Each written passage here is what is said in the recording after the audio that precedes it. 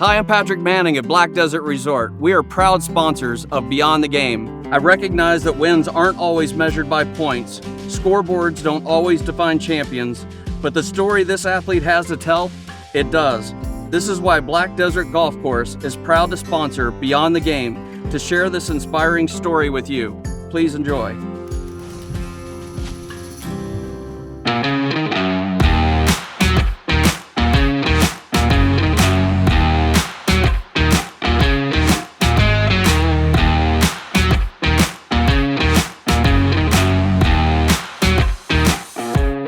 You're listening to the Utah Checkdown podcast.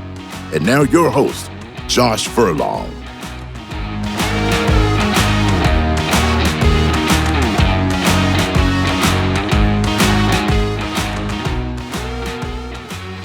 Welcome back to another edition of the Utah Checkdown podcast. I am Josh Furlong. And once again, as always, happy to be back chatting with you guys, trying to give you some updates on everything and kind of recap how the games went and all that kind of stuff. So before we jump into the game where Utah beat Baylor 23-12, let's tell you about our sponsors, Black Desert, who are helping with the KSL.com Beyond the Game video series. The videos highlight various athletes and give an inside look into their life. Recently, we talked with former Utah offensive lineman Garrett Bowles about how a second chance at life allowed him to pay it forward to troubled youth. You can check out that video and many others on KSL.com. Black Desert is a new resort destination in St. George that features a championship Tom Weiskopf 19-hole golf course that combines a private club feel with destination resort golf amid lava fields and 360-degree vistas.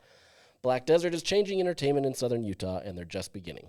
Black Desert, where remarkable is within reach, home of the Black Desert Championship PGA Tour. All right, so let's get at it today. It's I'm in a different environment for this podcast today. So it's throwing me off a little bit, but we'll make it work. This is what we do. So before we jump into the game, I want to just kind of get this out of the way. The AP Top 25 came out, and Utah went down a spot. So they were originally 11 after the week 1, and then dropped down to 12. I know this causes a lot of frustrations for people, especially after a win.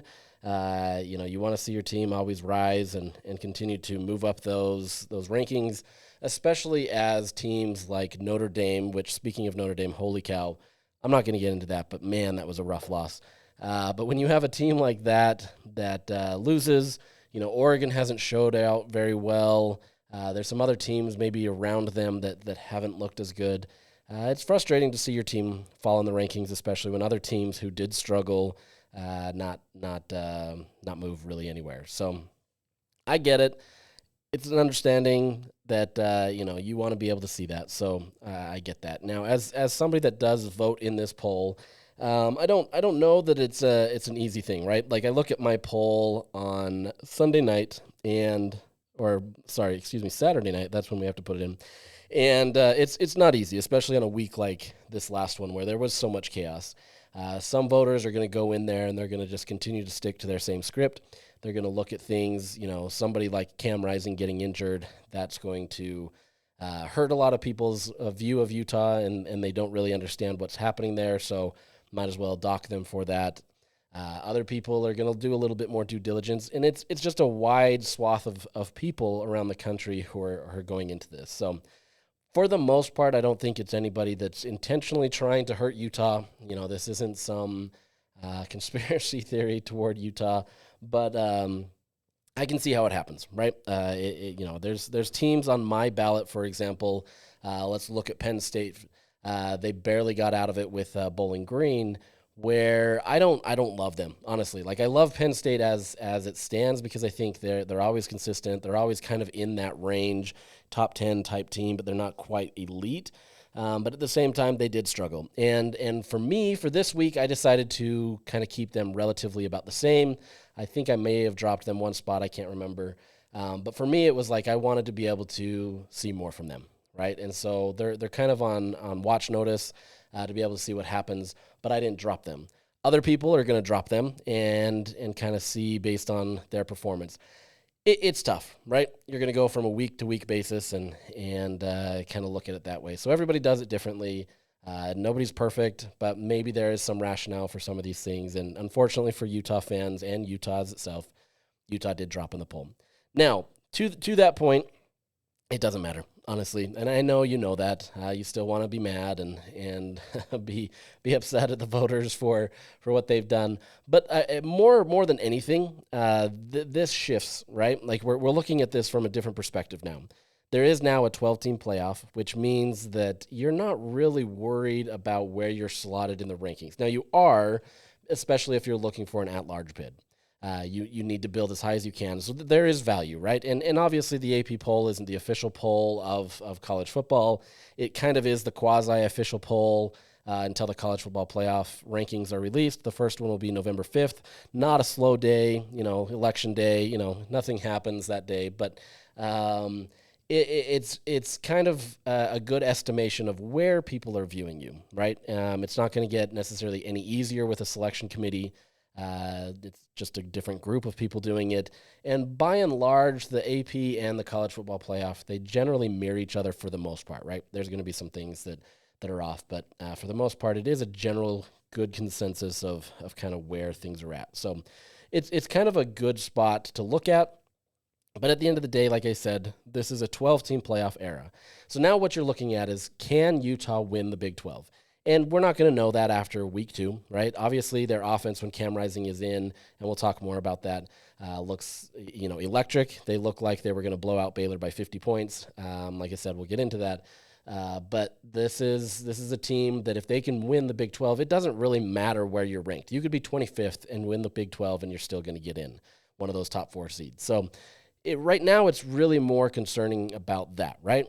For this last week, for example, going into the week, they were a number 3 seed. They were the 3rd highest conference that was ranked. They were just above Miami, so you had a 3 seed. Getting to that 3 seed is actually very valuable in the sense that you don't have to play that 4th seed, which then plays the 5th seed after they get out of that first round game. That first round game essentially could be the number 2 pick in the rankings and be an incredible team that just gets slotted into the 5th ranked spot because there's somebody else that maybe is higher than them in that number 1 spot. I know that makes no sense, but that's where we're at. You want to be able to try to get out of that 4th spot. So with that said, this is kind of where you're looking for it. If the Big 12 can stay above the ACC. We understand the SEC and the Big Ten are most likely going to take those number 2 seeds, especially this year. I don't see a world where, the SEC isn't one of those seeds. And the Big Ten, maybe if Ohio State doesn't pan out or whatever that may be, there's a chance, but I have to imagine that those are going to be the 2 seeds. So 3 and 4 seeds are essentially going to be a fight between the ACC and the Big 12. Whatever that jockeying of position looks like, it'll continue down the road. We're not going to know a lot of these things until the end, but that's what makes this fun. It's kind of training yourself, learning it.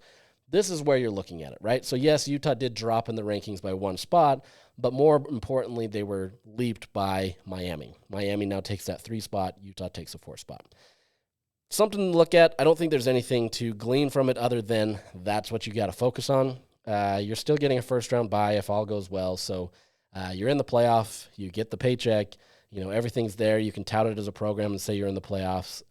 But it's not the most ideal position at that 4 seed. So just kind of keep that in perspective as we go through these over the year.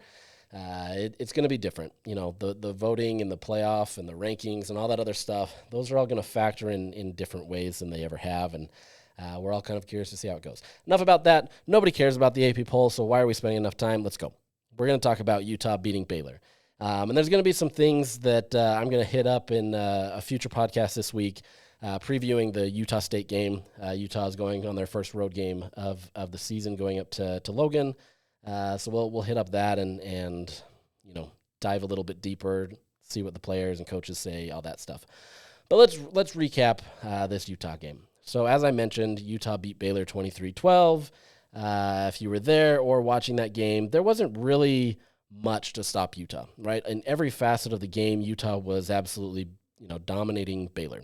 Offensively, it wasn't perfect, right? They did start out on a 3-and-out, and things weren't always clicking. There were some missed passes, some missed things, a little bit of pressure, whatever that may be.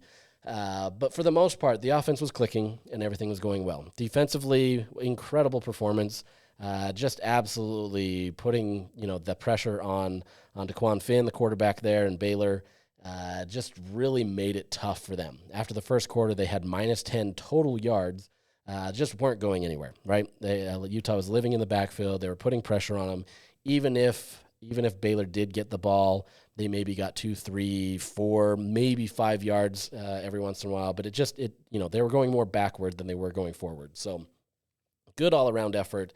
And, it was kind of funny in the press box. We were kind of joking that this is going to be a Utah team that might have to put Isaac Wilson in before halftime again because they're just going to be dominating and you want to preserve Cam. Obviously, you know what happened. Utah had to go to Isaac, but it was more because of Cam Rising getting injured.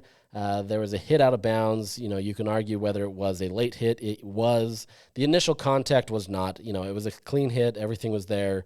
But then as they were going further into the sidelines, the Baylor player, which I don't think he did it intentionally, it was just more kind of the natural way of doing things, extended his arms out and pushed him even further. I think Cam Rising still hits the Gatorade table, regardless. It was pretty close to the sideline. But at the same time, the push definitely didn't help, and Cam instantly comes up looking at his hand, grabs it, and they have to take him to the medical tent and eventually the locker room. That essentially changed the whole outcome of the game. It was pretty crazy. Let me get into some audio from Kyle today from his press conference that kind of talks about what happened and kind of the nature of it. Offensively, like I said, we were doing some really good things, and then Cam went out, and everything kind of deflated, which was disappointing. Exact opposite should happen. If you lose a key player, then everyone else needs to pick up their game and pick up the slack. It's not just on Isaac Wilson to come in and pick it up. It's everyone around him. And so that's something that was probably the most disappointing thing in the game, is just the way we let the wind completely come out of our sails and not continue to move the football. His use of the word deflated absolutely describes the scene there. If you were in that stadium, you saw it, you felt it. It was a complete tone change of everything that was going on. The closest that I can compare this to, and I know for Utah fans, you don't want me to bring this up, but it's the Kalen Clay, drop the ball before the end zone, that kind of shift where there was just so much energy in Rice-Eccles Stadium, so much fun. Everybody was living their best life because, Utah was rolling. Yeah, it was hot outside, way hotter than probably a lot of these September games are. But it's okay because Utah's rolling and everything's good. Maybe you leave by halftime because your team is up by 40. I don't know. I don't. If I'm going to go to a game, I would imagine you want to go to a whole game. But to each their own. Fan how you want, especially with how hot it was. I don't blame you with that. But with that said, there was this just huge deflation of energy. And it wasn't just the fans; it was from the team. The second everybody saw Cam Rising go to the sideline, I think there was some sort of 2023 PTSD that just kind of hit everybody. As much as everybody wants to point to it and say, yes, Cam is the leader of this team, and he is, right? It's unquestioned that he is, and how he goes, the team goes. He's kind of this rallying cry for everybody that when he gets hurt, instantly, they feel human emotions like we feel human emotions, right? The players aren't just immune to that, and everything changed. So you saw a completely different team come out there. As he mentioned, that's not all on Isaac Wilson. And to get a freshman who's in his second game to be the one that essentially rallies that's a very difficult task, right? It's not to say that the team doesn't rally around Isaac and doesn't have faith in him. They absolutely do. But to see your leader go out of the game like that is really demoralizing, and it hurts. And so you can't blame them, right?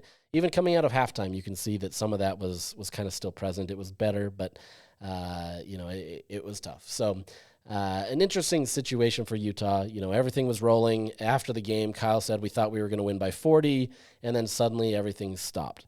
This was a team that was doing everything they could, and then it just stopped. And Kyle mentioned the aspect of that where, they went into kind of preserve mode. You could see it. You could see that they weren't going to try to push Isaac too much. That's a lot to put on his plate. Once again, it wasn't 38 seconds like the first week, but it's still a tough situation to come in there, try to manufacture some offense after your leader has gone down, and expect to keep the ball rolling. It happens. There's players in college football that can do it. It's just a really tough thing, and it's not for a lack of Isaac trying, right? As I mentioned, it's an 18-year-old kid who's trying his best at his second game. And look, I'm not here to shill for Isaac or anything like that and kind of tout him up. I just think it's a tough situation, right? Like he understands the situation. He recognizes that he has to be better, but it's a tough situation. And Utah essentially became a shell of themselves. They became very much so like a 2023 offense where you were playing not to lose, essentially. You were going to rely on your defense. You were going to hope that they could protect everything and be fine. And given the way that Utah was dominating in that game, there was no need to stray from that script, right?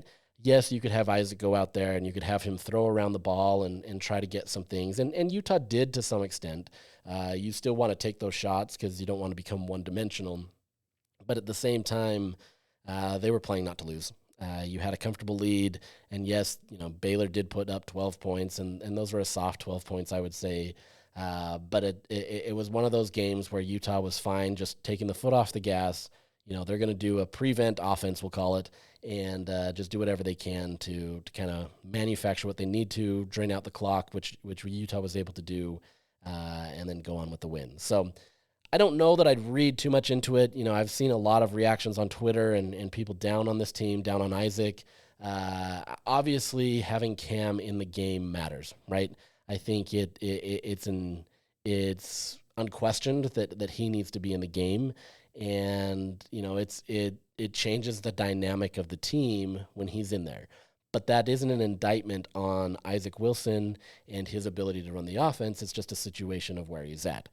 Let me kind of get a quote that Kyle gave today about Isaac and kind of why it's tough for him to be in this situation, knowing that he's only played in one full game total, 2 full halves, and essentially is just doing this in very limited reps.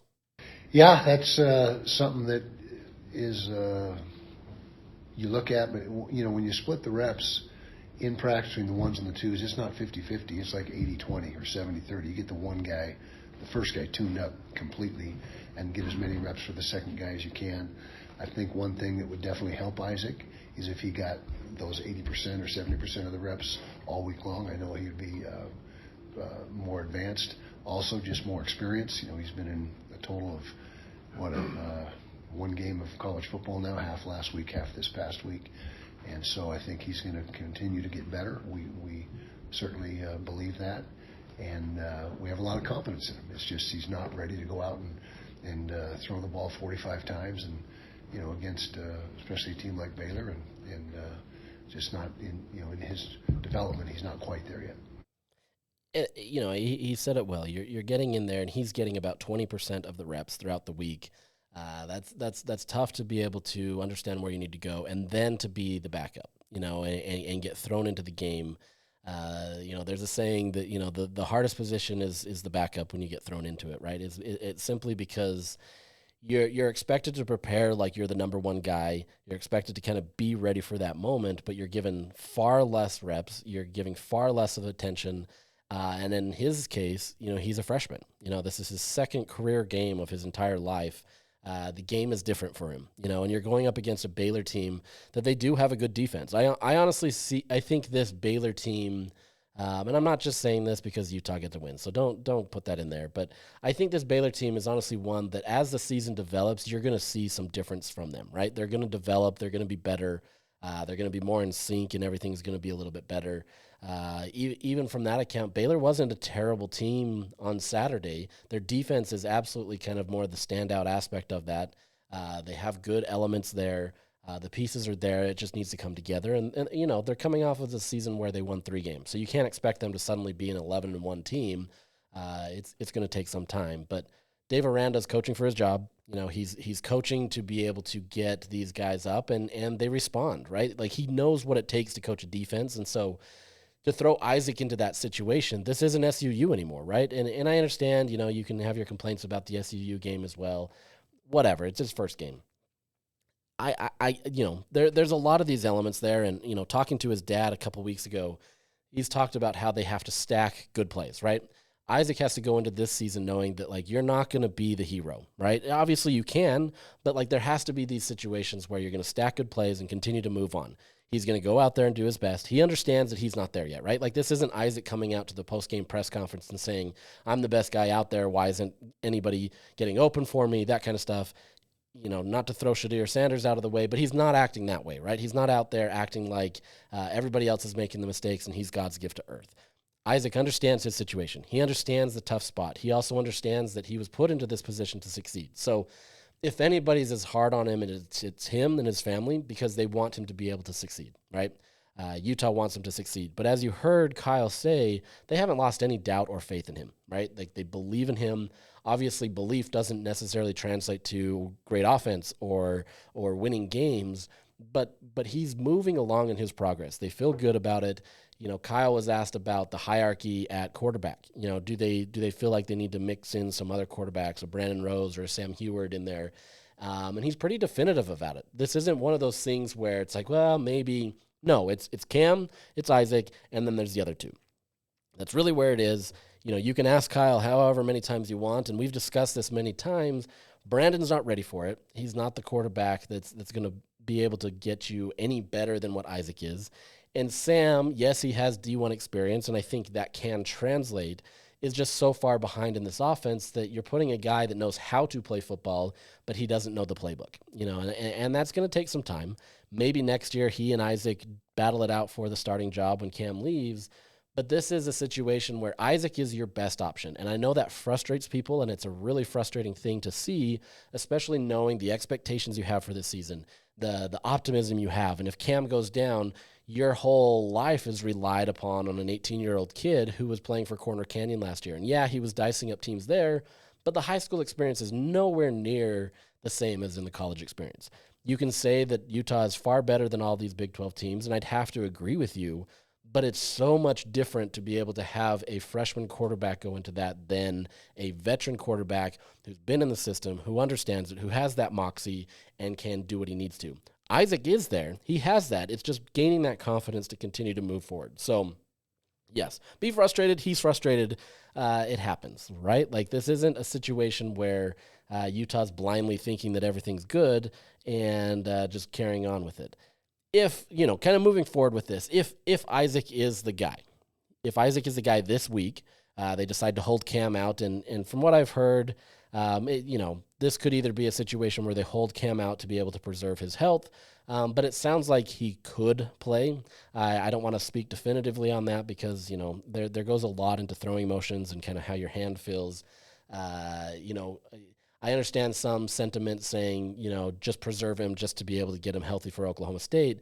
I agree with that, but at the same time, you also need him getting reps. He hasn't played for a year, and yeah, he's got reps in practice, but you want him to get those game reps as well. So if he's healthy enough to play, in my opinion, and I think many would probably agree, is you have to play him. You have to get him through those reps, get a comfortable lead, maybe go up even by 14, right? It doesn't even have to be super crazy. Let your defense work, and then throw Isaac out there. Give him all the reps.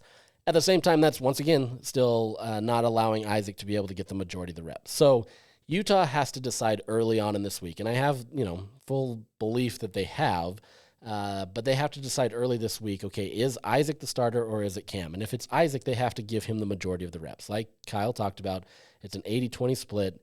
You've got to be able to have him in there taking a majority of those reps. If you're preparing all week for Cam and then he's a late-minute scratch, that absolutely hurts Isaac, right? Like that hurts your game plan.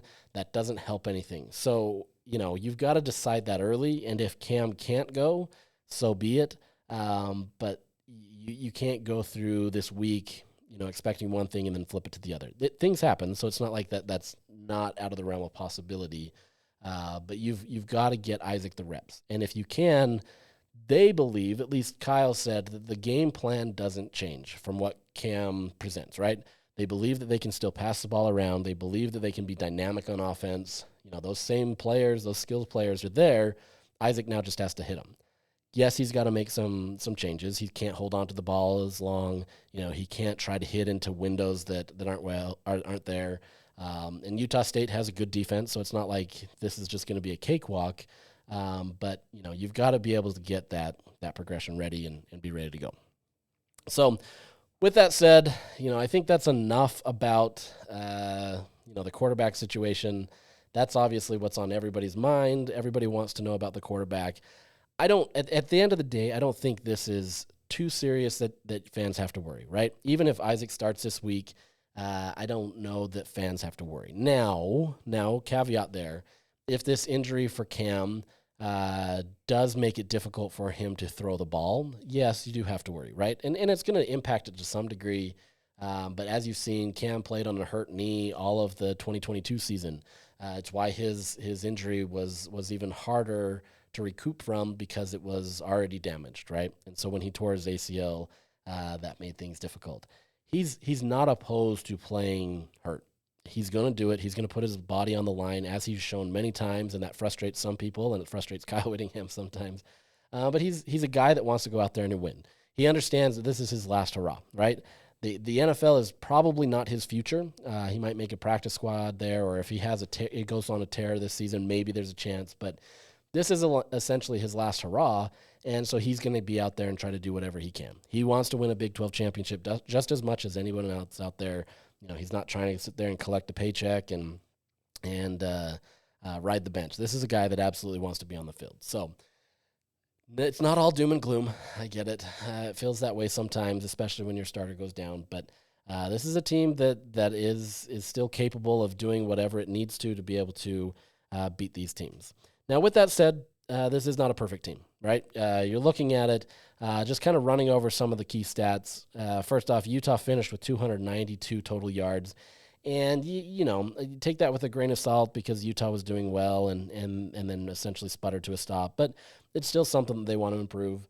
Beyond that, they were getting 4.9 yards per play, 4.6 yards per rush. That rushing number is really kind of what I wouldn't say frustrates Kyle, but it's a number that he wants to see improve. He said his benchmark is essentially 5 yards per run on average that he wants to see. And they didn't get that against SUU, which was, I wouldn't call it concerning, but it was something that they were frustrated by. And then they didn't get it again against a better Baylor defense. So you want to see more run.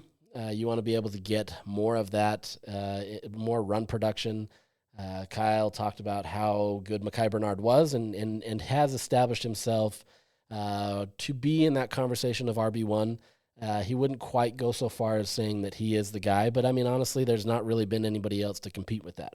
Yeah, you have Dijon Stanley, you have Mike Mitchell, and Jalen Glover's somewhere in the mix. He did not get any touches last week. He didn't even get in the game. So that's one to monitor, but Kyle had said that he wasn't a part of the game plan. So take that for whatever it is. He didn't touch on it anymore today, but you can kind of read into that how you may, and kind of see where it is. I think they still think that Jalen has potential, but there is maybe something to be said that other guys are doing more or being more productive than Jalen. Now, once again, Jalen can do some things, but he's got to continue to show it out on the field. So with that being said, if Mekhi is your guy, if he's your guy, you know what you're going to get. He's not going to be your big bruising back, but he's not bad either. He was getting some good carries. He was doing what he needed to be able to move the ball. Finished with 118 yards on 19 attempts. That's about 6.2 yards per carry. So if you're getting that level of production from him, you've got to be happy, right? That's clearly over that 5 yards per carry. He did well, and yes, one of those was a long run, a 30-yard run, but that's all part of it, right? You want him to be able to have those ones where he sees some daylight and he breaks forward and everything goes well. Bernard is I think you can put him in his own little level right now. Beyond that, you need to see more production from some other guys. Now, Mike Mitchell, we talked about how everybody was expecting him to be this guy and maybe potentially take it over. Some of him has been hampered by injury, right? He's hurt his ankle. You saw him hurt it again in Baylor. I don't know that we're going the Jaquindon Jackson route where, you're going to have to tape up his ankle periodically and then roll him back out. but maybe that's the situation. It's not easy to manage an ankle injury as a running back, as you can imagine. And so, that's something to monitor. So if he's limited, that changes the dynamic of this team. However, they do utilize him in that third down spot, right? If you need a couple yards, they feel confident in what Mike has, his bruising ability, that he can get in there. Outside of that, if Jalen isn't going, it appears that Dijon Stanley is getting more touches. There were moments where he actually, ran the ball more than what he was utilized in the Southern Utah game. He was also used in a trick play where the fake was to him. And I have to kind of a side note there. Brilliant strategy by Andy Ludwig to be able to build him into that game plan in week 1. And I don't know that Andy expected him to go off for, these 2 long wheel route touchdowns. But you schemed it in a way that now teams have to focus in and key in on him. Kind of like a Sione Vake, where if he's on the field, you've got to be very mindful of where he lines up and what he does. And so if you can utilize fakes or utilize different things to be able to help the offense, that does a tremendous amount, that allows for a tremendous amount of help, right? Andy Ludwig can kind of scheme to that. Get them to bite on him and then maybe relax a little bit because they're like, oh, they're just using him as a fake, and then roll him out and punch him for 20 yards or something. I don't know. I think that's the game within the game that I think Andy Ludwig is so good at. But you still have to kind of have all those other elements there. So if they can continue to get a good run, if they can continue to try to find opportunities to get more of a passing game, especially if Isaac is in, that allows this Utah team to do well. And I think if that passing offense continues to go well, then I don't think the run game is too much of a worry, because I think you're going to get aspects that are relaxed on defense. You've got a team that is now, if you're moving that ball really well, they're going to relax a little bit more, maybe drop some more guys in coverage to try to prevent that, put more guys in the middle of the field to stop the tight end play, different things that way.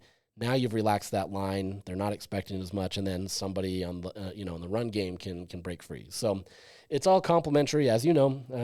This football is a very difficult game because they all play off each other. You can't just say we're going to go throw a pass here because we want to. Yeah, you can, but it all plays into the scripting of what it is. Essentially, these offensive coordinators are writing a story, right? They're telling a story and how they want the game to go, and it's not always going to go by script, and that's what makes the best coordinators out there, is the ones that can adjust and kind of go off script a little bit. But for the most part, these games are scripted. Every team does it. This is not like something where, Andy Ludwig is looking at the play clock and saying, okay, I've got this, let's go here, right? To an extent, there's some of that, but they have specific situations. If you're 1st and 7, if you're 2nd and 15, these are the types of plays where you're going to run. This is where we want to be. This is how we want to develop the game. That's how it's going to be. So all of these are absolutely instrumental in the makeup of the game. I don't need to explain football to you. You understand it. But at the same time, I think that goes into where this game can be. So interesting way to see how they go about that. But for sure, the run game needs to be more effective. They like kind of where it is. Obviously, offensive line needs to kind of improve still a little bit. Much better, I would say, than week 1.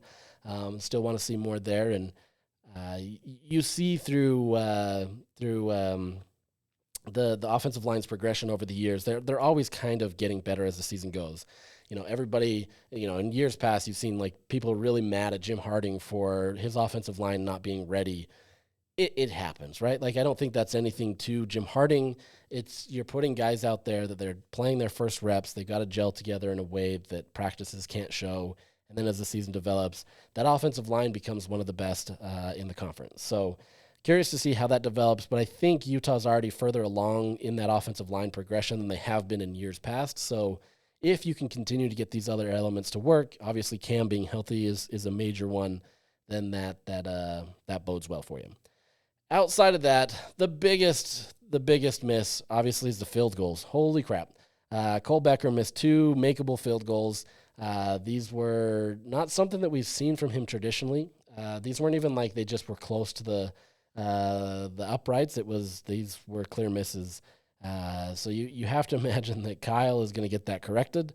That's not something that he's shy about talking about. If you remember from a few years ago, he threw those specialists under the bus, and told them that he needed to get better production out of them. We've seen this out of Cole. Cole's been a great kicker for Utah, so it's a little out of the norm that he's there. But that only makes you work harder, and you have to hope that is corrected. If that's not corrected, even if Cam is back on the field, that becomes a concern, right? Not every drive is going to turn into a touchdown with Cam Rising under center.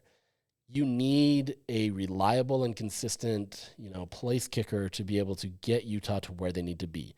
A lot of these games have the potential to be won or lost in the kicking game, and if you can't get that going, that is a world of hurt, right? Obviously, there was also a botched PAT. That didn't help matters for Utah, so it's a whole collective situation here. Punting, they got too many touchbacks. They weren't too happy about that. They wanted to pin them down a little bit more. So it's not just Cole Becker, it's Jack Baumeister. You've got to be able to have a collective effort and get there. So I think these are good things to have right now in the season, right? If you're going to have these problems, now is the time to have it. The hope is that you're not moving this forward into the rest of the season. You've got another game against Utah State where I'm not saying Utah State can't beat Utah, but I think you've got a much easier chance to kind of put some of those things into practice, allow yourself to have some mistakes still, and then continue to address them and move on. But you've got to start hitting on these things. This is the game where things have to start looking a little bit better, so that as you go into that Week 4 game where you're going to be in a hostile environment against Oklahoma State, which was announced as a 2:30 or 2 o'clock kick on Fox, you've got now a national audience watching. Oklahoma's ranked high, Utah's ranked high. This is going to potentially be 2 top 15 teams coming into a game that is absolutely going to dictate kind of the tone and tenor of what this Big 12 title race is going to look like. So if you can't get those things fixed in this Utah State game, that's a world of concern, right? And I know there's a lot of things going on beyond that, but I think this is a situation where you should still be optimistic. I feel like looking on Twitter and kind of hearing from other people around me that there's been a lot of pessimism, and that's fandom. But I think there's still plenty of things to be optimistic about for this Utah team. Like I said, it's not my job to provide that for you. I'm just here to present the information. But I think this is a team that is ready. You've got a defense that is already hitting. They're doing some phenomenal things out there. They've got a lot of talent. You've got several players that have done well. And how about Scooby Davis for kind of holding it down on his end? He gets the start opposite of Zemiah Vaughn at the corner spot. So far, so good. He's looked really well. He's looked the part. I believe it was Saturday night. Kyle had said that if he continues on this trajectory, that he's going to lock down that starting position. But I think they feel like they've still got enough. Defense is obviously still going to win them games, but you have to hope that the offense improves and things move forward, because this has the potential to be a dynamic offense. Nothing has changed. I think obviously if Cam's out, things can change a little bit, but I think the players there around Utah, around Cam Rising or Isaac Wilson are phenomenal. It's just a matter of trying to find ways to scheme to them and getting them the ball. So with that said, the last few things is, obviously everybody's going to be looking for Cam Rising returning on Saturday. Is he a go? Kyle's not going to talk about any of those injuries. Karene Reed did leave early because of a leg injury. I believe it was an ankle, if I'm not mistaken. So that's something to watch. But I think, defensively, losing a guy like Karene Reed would probably be bigger than most people think. He is kind of that heartbeat of the defense, and you saw some of that in that second half where things kind of relaxed a little bit when he wasn't out on the field. He's a guy that just understands the system so well. He's in the right spot all the time. He gets guys in the right spot all the time.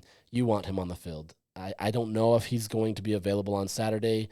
My guess is they potentially leave him off the roster just to kind of preserve some health and get him ready for Big 12 play. But he's a guy that absolutely means a lot to that defense, and getting him back on the field is the biggest interest, I should say, outside of Cam Rising. Outside of that, there was Keanu Tanavasa. He was held out of the game. He was injured, a little banged up, but the expectation is that he'll be good to go, and that Utah is relatively healthy. So this is a good spot for Utah to be in. You want to go up and get Utah State in the first road environment. There's going to be a lot of hostility up there. Last time Utah went up there, they lost, so you want to kind of cleanse that from the palate and move forward. A lot has changed, obviously, since that 2012, there's a lot of 20s in there, 2012 season. Utah's changed a ton, but that doesn't mean that Utah State isn't capable of winning. So you got to kind of pick your battles and do what you can, not overlook them as you're looking to Oklahoma State. That becomes the biggest danger. And as you saw with a team like a Notre Dame, they kind of read their own press clippings and thought they were already a shoo-in for the playoff. And now there's a good possibility that they're not. So, Utah has a little bit more flexibility for itself in the sense that you have to win the Big 12. So dropping a game to Utah State isn't the worst thing.